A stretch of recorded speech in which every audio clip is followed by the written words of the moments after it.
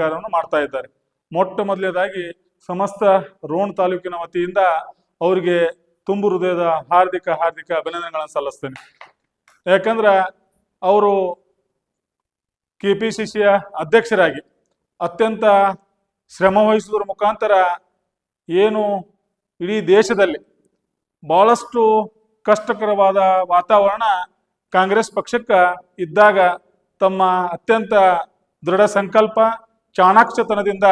ಸನ್ಮಾನ್ಯ ಶ್ರೀ ಏನು ಇಲ್ಲಿಯವರೆಗೆ ಅದ್ಭುತವಾದ ಆಡಳಿತವನ್ನು ನೀಡಿದಂಥ ಸನ್ಮಾನ್ಯ ಶ್ರೀ ಸಿದ್ದರಾಮಯ್ಯನವರ ಜೊತೆಗೂಡಿ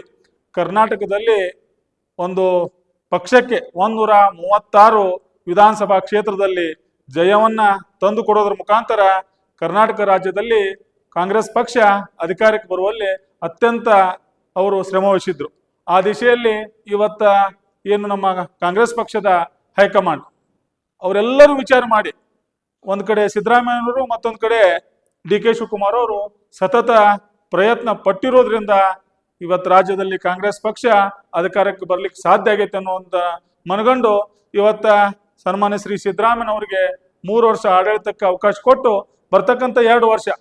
ಸನ್ಮಾನ್ಯ ಶ್ರೀ DK ಶಿವಕುಮಾರ್ ಅವರಿಗೆ ಆ ಒಂದು ರಾಜ್ಯದ ಚುಕ್ಕಾಣಿಯನ್ನು ಹಿಡಲಿಕ್ಕೆ ಅವಕಾಶ ಮಾಡಿಕೊಟ್ಟದ್ದು. ಅದೇ ದಿಶೆಯಲ್ಲಿ ಇವತ್ತೇನು ಇಡೀ ಗದಗ ಜಿಲ್ಲೆಯಲ್ಲಿ ಅತ್ಯಂತ ಕಷ್ಟಕರವಾದ ಪರಿಸ್ಥಿತಿಯಲ್ಲಿ ಕಾಂಗ್ರೆಸ್ ಪಕ್ಷ ಇದ್ದಾಗ ಕಾಂಗ್ರೆಸ್ ಪಕ್ಷದ ಚುಕ್ಕಾಣಿಯನ್ನ ನಮ್ಮ ತಾಲೂಕಿನ ಜನಪ್ರಿಯ ಶಾಸಕರಾದಂಥ ಸನ್ಮಾನ್ಯ ಶ್ರೀ GS ಪಾಟೀಲ್ರು ವಹಿಸುವುದರ ಮುಖಾಂತರ ಸತತವಾಗಿ ಜಿಲ್ಲೆಯಲ್ಲಿ ಏನು ಪ್ರವಾಸ ಮಾಡೋದ್ರ ಮುಖಾಂತರ ಕಾಂಗ್ರೆಸ್ ಪಕ್ಷವನ್ನ ಬಲಿಷ್ಠ ಮಾಡೋದ್ರ ಜೊತೆಗೆ ಕಾಂಗ್ರೆಸ್ ಪಕ್ಷಕ್ಕೆ ಅತ್ಯಂತ ಅದ್ಭುತವಾದ ಜಯವನ್ನ ತರಲಿಕ್ಕೆ ಅವರು ಕೂಡ ಕಂಕಣಬದ್ಧವಾಗಿ ಕೆಲಸ ಮಾಡಿದ್ದಾರೆ. ಇವತ್ತು ಯಾವ ರೀತಿ ಸನ್ಮಾನ್ಯ ಶ್ರೀ DK ಶಿವಕುಮಾರ್ ಅವರಿಗೆ ಇವತ್ತು ರಾಜ್ಯದ ಮುಖ್ಯಮಂತ್ರಿ ಸ್ಥಾನಮಾನ ಒಲಿದು ಬಂದೈತಿ, ಅದೇ ರೀತಿಯಲ್ಲಿ ಸನ್ಮಾನ್ಯ ಶ್ರೀ GS ಪಾಟೀಲ್ ಸಾಹೇಬರಿಗೆ ಆ DK ಶಿವಕುಮಾರ್ ಸಾಹೇಬರ ಒಂದು ಸರ್ಕಾರದಲ್ಲಿ ಸಚಿವ ಸಂಪುಟದಲ್ಲಿ ಅವ್ರಿಗೂ ಕೂಡ ಅವಕಾಶ ಕೊಡ್ಬೇಕಂತೇಳಿ ಸಮಸ್ತ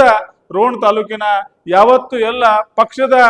ಎಲ್ಲ ಮುಖಂಡರುಗಳು ಕಾರ್ಯಕರ್ತರು ವಿಶೇಷವಾಗಿ ಇಡೀ ರೋಣ ತಾಲೂಕಿನ ಪಕ್ಷಾತೀತವಾಗಿ ಎಲ್ಲ ಸಾರ್ವಜನಿಕರ ಒತ್ತಾಸೆ ಐತಿ. ಯಾಕಂದ್ರ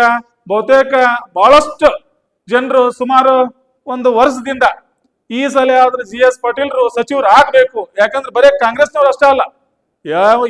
ಯಾರಿಗಾರ ಭೇಟಿ ಆದ್ರು ಯಾರು ಸಾರ್ವಜನಿಕರು ಭೇಟಿ ಆದ್ರು ಎಲ್ಲರದು ಆಶೆ ಒಂದೈತಿ, ಸನ್ಮಾನ್ಯ ಶ್ರೀ GS ಪಾಟೀಲ್ರು ಈ ಸಲ ಆದ್ರೂ ಸಚಿವರು ಆಗ್ಬೇಕು ಅನ್ನುವಂತ ಒಂದು ಕೂಗು ಇಡೀ ತಾಲೂಕಿನಾದ್ಯಂತ ಜಿಲ್ಲೆಯಾದ್ಯಂತ ಇವತ್ತೆಲ್ಲರಿಗೂ ಕೇಳಿ ಬರ್ತಾ ಇದೆ. ಆ ದಿಶೆಯಲ್ಲಿ ಇವತ್ತ ನಮ್ಮ ತಾಲೂಕಿಗೆ ಸನ್ಮಾನ್ಯ ಈ ರಾಜ್ಯ ಕಂಡ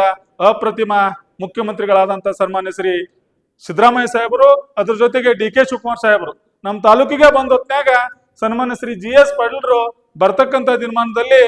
ಸಚಿವರಾಗೋದು ಶತಸಿದ್ಧ ಅನ್ನುವ ರೀತಿಯಲ್ಲಿ ತಮ್ಮ ಭಾಷಣದಲ್ಲಿ ಹೇಳಿದ್ದಾರೆ. ಇವತ್ತು ಬಹುತೇಕ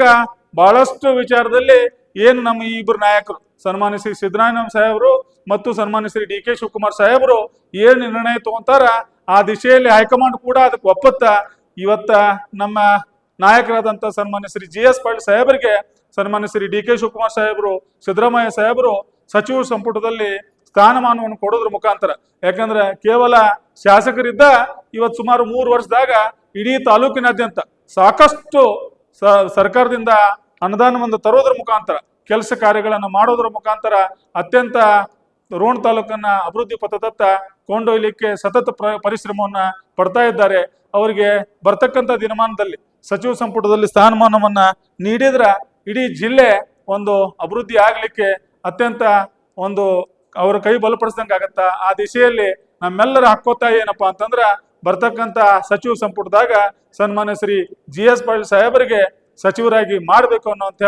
ಒಂದು ಕೋರಿಕೆಯನ್ನ ತಮ್ಮೆಲ್ಲ ಪತ್ರಿಕಾ ಮಾಧ್ಯಮದ ಸ್ನೇಹಿತರ ಮುಖಾಂತರ ನಮ್ಮ ಪಕ್ಷದ ಈಗಿನ KPCC ಅಧ್ಯಕ್ಷರು ನಾಳೆ 3ನೇ ತಾರೀಕಿಗೆ ರಾಜ್ಯದ ಮುಖ್ಯಮಂತ್ರಿಗಳಾಗಿ ಅಧಿಕಾರ ಸ್ವೀಕರಿಸತಕ್ಕಂಥ ಸನ್ಮಾನ್ಯ ಶ್ರೀ DK ಶಿವಕುಮಾರ್ ಸಾಹೇಬರಿಗೆ ಹಾಗೂ ಸನ್ಮಾನ್ಯ ಶ್ರೀ ಸಿದ್ದರಾಮಯ್ಯ ಸಾಹೇಬರಿಗೆ, ವಿಶೇಷವಾಗಿ ರಾಹುಲ್ ಗಾಂಧಿ ಅವರಿಗೆ, ಸುರ್ಜೇವಾಲಾ ಸಾಹೇಬರಿಗೆ, ವೇಣುಗೋಪಾಲ್ ಸಾಹೇಬರಿಗೆ ಹಾಗೂ ನಮ್ಮ AICC ಅಧ್ಯಕ್ಷರಾದಂಥ ಮಲ್ಲಿಕಾರ್ಜುನ್ ಖರ್ಗೆ ಸಾಹೇಬರಿಗೆ ನಾವು ಸಮಸ್ತ ರೋಣ ತಾಲೂಕಿನ ಎಲ್ಲ ಹಿರಿಯ ಮುಖಂಡರು, ಯುವ ಮುಖಂಡರು, ತಾಯಂದಿರು, ಸಹೋದರ ಸಹೋದರಿಯರು ಎಲ್ಲರ ಪರವಾಗಿ ನಾವು ಒತ್ತಾಯ ಮಾಡಿ ಇವತ್ತೇನು ನಮ್ಮ ಹೋಗೊಟ್ಟು ತಾವೆಲ್ಲ ಆಗಮಿಸಿದ್ದೀರಿ. ಸಂಪೂರ್ಣ ಇಲ್ಲಿತ್ತಂತ ಪಕ್ಷದ ಎಲ್ಲ ಹಿರಿಯ ಮುಖಂಡರ ವತಿಯಿಂದ ತಮ್ಮೆಲ್ಲರಿಗೂ ತುಂಬ ಹೃದಯದ ಹಾರ್ದಿಕ ಅಭಿನಂದನೆ.